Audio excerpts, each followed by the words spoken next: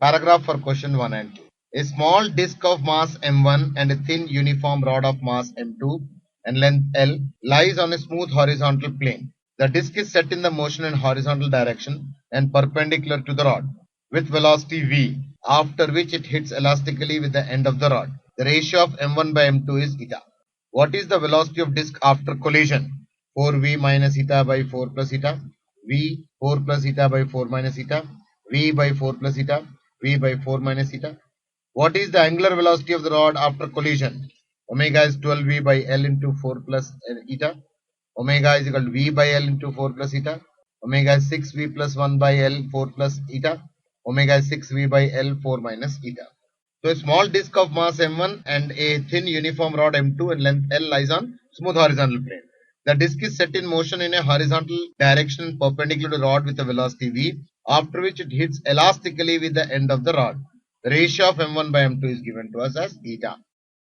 So what we tend to do here is, since the collision of the disk and the rod is elastic, collision of disk and rod is elastic, linear momentum, angular momentum and energy are conserved.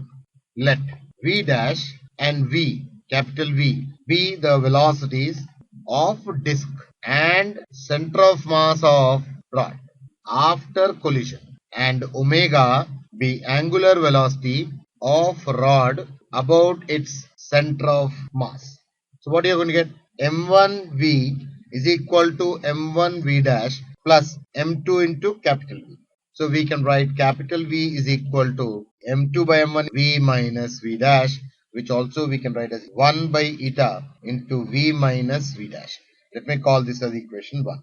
By law of conservation of angular momentum, m1v L by 2 is equal to m1v dash L by 2 plus I omega. So m1v L by 2 is equal to m1v dash L by 2 plus moment of inertia m2 L square by 12 into omega. So m1 v minus v dash, that's equal to m2 L by 6 times of omega. V minus v dash we can write here also, m1 by m2 into v minus v dash is equal to L by 6 into omega.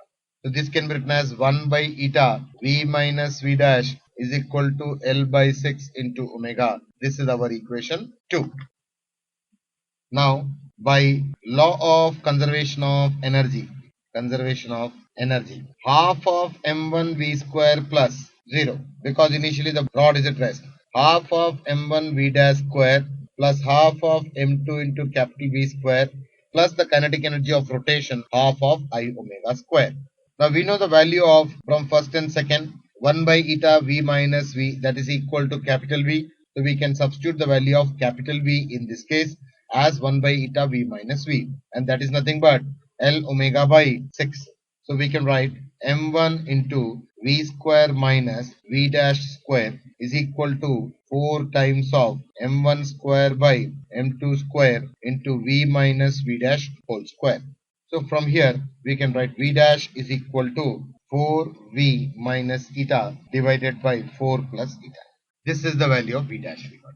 Now once you know the value of v dash, we can get the angular velocity omega, because 1 by eta v minus v dash is L by 6 into omega. So we know 1 by eta v minus v dash is equal to L omega by 6. So since we know the value of v dash, substituting here, we can write omega is equal to v plus 1 into 6 by L into 4 plus eta.